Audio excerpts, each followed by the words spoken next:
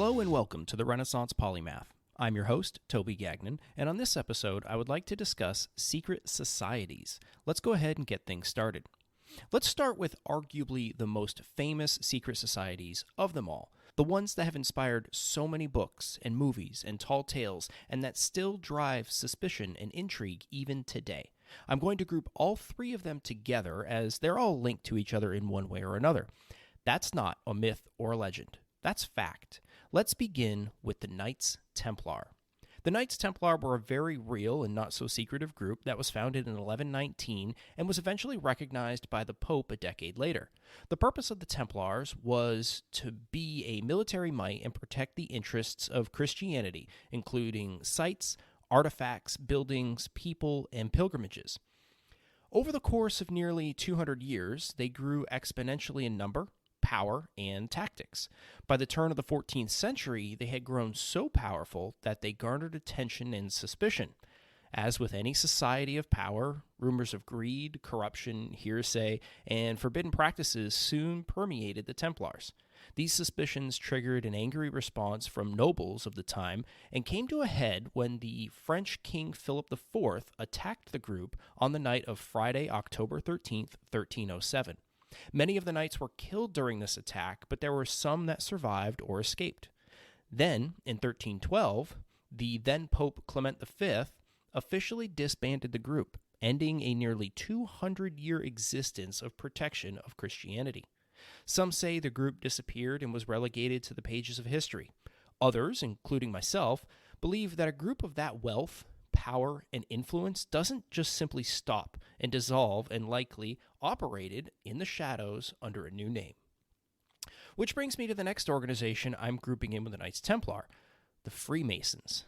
While the Grand Lodge, or Association of Lodges, was not founded until 1717, the teachings of Freemasonry are rumored to go back some 300 years earlier, as far as 1390. These early lodges were founded by groups of men who were stonemasons and cathedral builders, and then quickly adopted teachings and practices of different religions and brotherhood societies from all time periods, ancient and current alike. Though often believed to be a Christian organization, Freemasonry does not believe in religion. It does teach components of religion, including the belief in a higher power, called the Supreme Being, immortality of the soul, morality, charity, and obedience. I'll be honest, when researching the Freemasons and now verbalizing it to you, I can see how this could be the Knights Templar rebranded. The teachings and beliefs are similar. The joining process would have evolved but kept its roots, and I can understand the group wanting to distance itself from religion after the horrible things that they endured at the hands of the kings and the Pope. Freemasons must be men, though there were lodges that popped up in Europe and other areas in the 19th century that were women only. Even today, you must be a male to join the organization. However, a 2018 ruling stated that a male who undergoes a sex change, quote, does not stop being a Mason, unquote, and that transgender men are eligible to join. Needing to be a male to join is an important note as it directly conflicts with the next secret society, the Illuminati. The Illuminati, which is a plural of the Latin word illuminatus, meaning enlightened or revealed, has an origin that is more legend, cryptic, and full of mystery. Some claim the group can be traced back to 1492, others say 1537, and more still say not until 1776. Interestingly, I found through my research that this group seemed to follow the Freemasons around Europe, and they keep popping up in the same places just a few years apart. The one thing that is not debated, however, is the prominence of women and female figures. The story that traces back to 1492 states that one of the group's founders and early leaders was Maria de Santo Domingo, who came to be known as La Beta de Piedrahita, and forgive the pronunciation. From the beginning, women were included in all aspects, which went directly against the religious and societal norms of the times. In most cases, the Illuminati faced scrutiny and backlash for this decision and were often forced underground and driven deeper into secrecy. At its core, the traditional Illuminati teachings seem to have been the earliest form of quote-unquote inclusion that civil rights activists claim to be fighting for today. When someone says the Illuminati, they are usually referring to one of two sects within the organization: the Rosicrucians or the Bavarian Illuminati. The Rosicrucians are the group that is referred to as the protector of Christ's bloodline. This was popularized with the book and subsequent film, The Da Vinci Code. The Bavarian Illuminati are the group that is often referred to as the ones who are working behind the scenes to control all aspects of the New World Order, which is a whole other topic for another day. The Bavarian Illuminati was founded in 1776 and often recruited members directly from the Freemason lodges. They were officially disbanded following a law enacted by the Bavarian government which disallowed any organizations not officially endorsed by the crown. As we know, with the history of not only the Illuminati, but secret organizations as a whole, is that they never really cease to exist. They are just driven into greater secrecy. So I don't think a person of normal intelligence and critical thinking would, for a second, believe a secret organization or teachings would ever really stop. They would just simply evolve and rebrand. Interestingly, the next secret society I'd like to discuss is rumored to be modeled after the Bavarian Illuminati. This group boasts a who's who membership list, though it's never been clear of its full roster. Like the Freemasons before them, only men were admitted, but that was changed in 1992. The group has had at least 3 members who later became president of the United States, and many others who have held political, powerful, and influential positions across the globe. I am speaking, of course, of the secret society of Yale University, the Skull and Bones. Founded in 1832, this group was supposed to be for young men who showed a promising future, regardless of their background.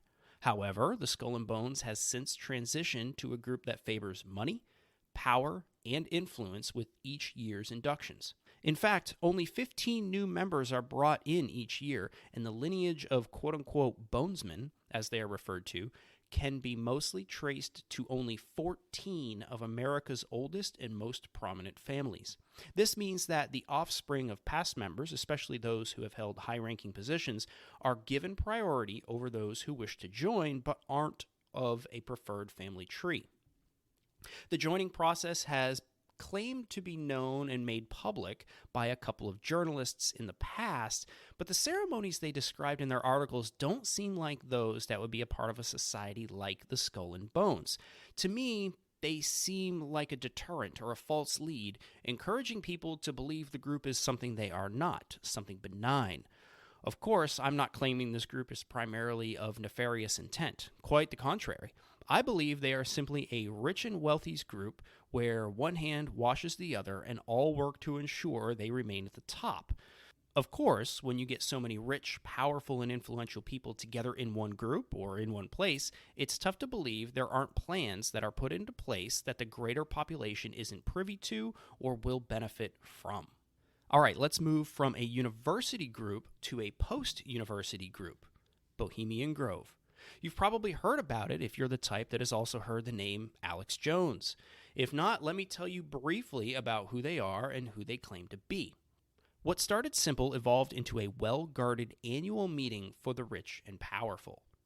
Lawyers, journalists, and artists began meeting in 1872 as a way for like-minded men to get away from the bustle of the city and share in their love for the arts together. Membership in the group has always been, and continues to this day, to only be allowed to men. Women are not allowed to be members, though they sometimes are allowed to be guests for a very small part of the events. The men would spend at least a week basically partying in the woods, drinking, doing drugs, etc. They keep their membership numbers very low intentionally, as they did not want their organization to become infiltrated by those corporate types, as they called them. In fact, they adopted a motto then, which they still use today: "Weaving spiders come not here."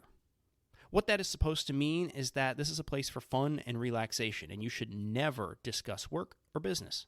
That may have been the case in the beginning, but it is definitely not the case anymore.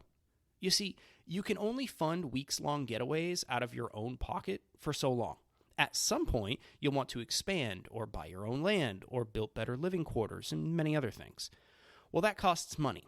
So soon after the group started, they began to recruit new members who were wealthy and who could quote-unquote donate to their group.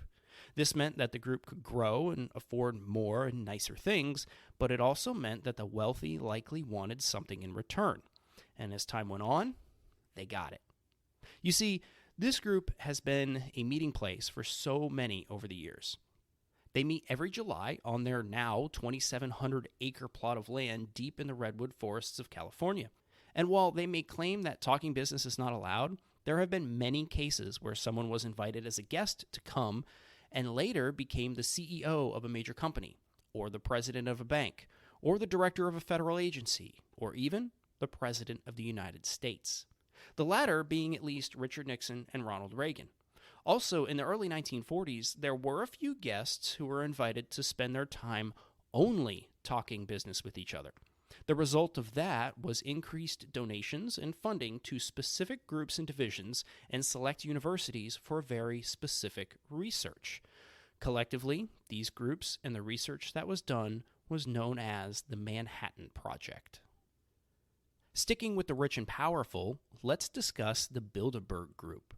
It is absolutely a secret society, but not because people don't know it exists. Rather, it's secret because the people don't know what is discussed at their annual meetings, at what depth, or what outcomes and world-altering changes are made because of them. Their meetings first started in May 1954, but the group didn't have an official name. They met at the Hotel de Bilderberg in Oosterbeek, Netherlands. Henceforth, they became known as the Bilderberg Group. All subsequent meetings have been held at different high-end luxury hotels across the world every year. They are extremely closely guarded, using private security rather than local law enforcement. In fact, local authorities are barred from the premises where the meetings are being held. This is allowed since all of the meetings and locations are on private property. Also disallowed are any members of the media, including journalists. No minutes are taken from these meetings, and no record at all is kept regarding the discussions they had. Only vague outlines have ever been provided or found. There really isn't much to say about this group. They are that secretive. I encourage you to take the links that I provided in the show notes and do some exploring on your own. Another great resource for this and other secret societies is the Secret Societies and Conspiracy Theories podcast by Parcast on Spotify. They are both weekly listens for me, and I would encourage you to check them out too. The last group that I'm going to discuss is actually two separate ones, but they live in the same vein. They are both still relatively new, and very little is known about them. In fact, I'm not going to go into detail about them at all, except to say that they exist, and it would be a good idea to do your own research on them. I would venture a guess to say that their work and influence has been felt all over the world, including by you, the listener. The groups are simply called Anonymous and Dark Side. I've linked to what little I could find about them in the show notes, but let that just be a starting point for your own exploration into them. So that about wraps up this episode, but I would encourage you to do your own continued research and education. I'll make sure to link to the things that I discussed in this episode in the show notes. On the next episode, I will be discussing Big Brother is Always Listening. If you have any feedback, feel free to send me an email at podcast@therenpo.com. That's TheRenpo.com. I would also appreciate it if you left a review wherever you podcast. That helps this show be discoverable to others and helps me understand where things can be improved. Don't forget to subscribe and auto-download new episodes so you don't miss any of the future topics. Thank you for listening, and I'll catch you on the next episode.